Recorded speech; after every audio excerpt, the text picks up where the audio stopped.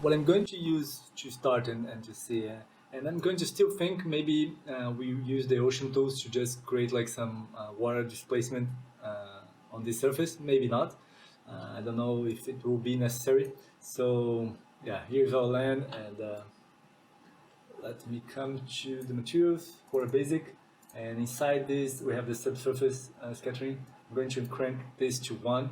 So now we have like this very dense material. We have no transparency, and I'm going to create this just to give this a color, and then it's already weight 1, but then we can play with the radius.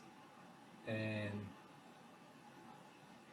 so let me put the scale to 5 and see if we get more.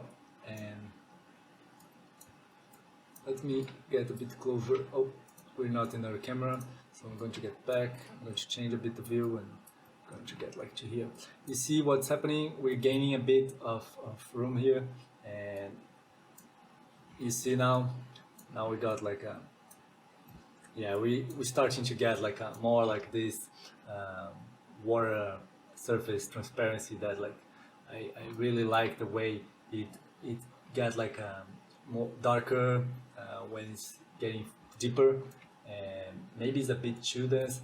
Maybe we can have like this, we can play a bit with the color and see how it reacts just to make it more visible. You see the way the layer works.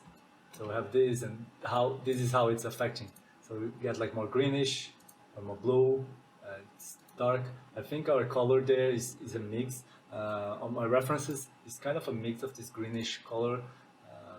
Maybe, yeah, something like this. I think it's good. Maybe just work a bit more in this radius thing here.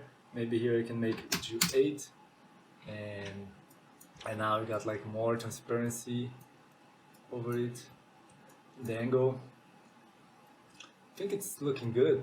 I wonder what happened like if you have like a canoe here and you see half of it on this under the water. But yeah, I think we are definitely in a better place now with these colors. If it would be a tropical scene, definitely totally different colors, but for this it's nice. And look how cool is our texture here.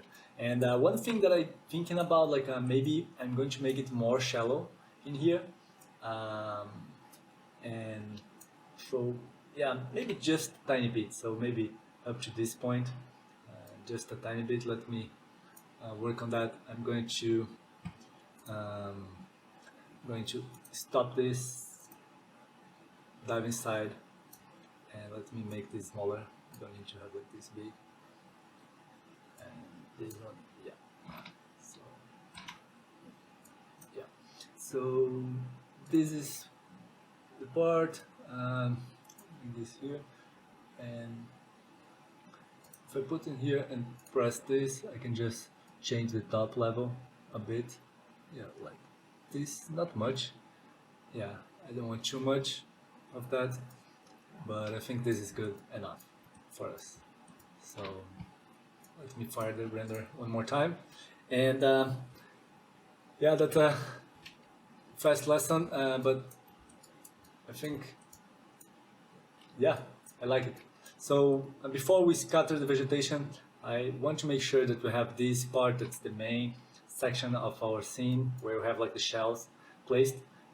So in the next lesson, I'm going to bring up the shells, and we're going to scatter them around this area. So yeah, around something like this is more or less what I want.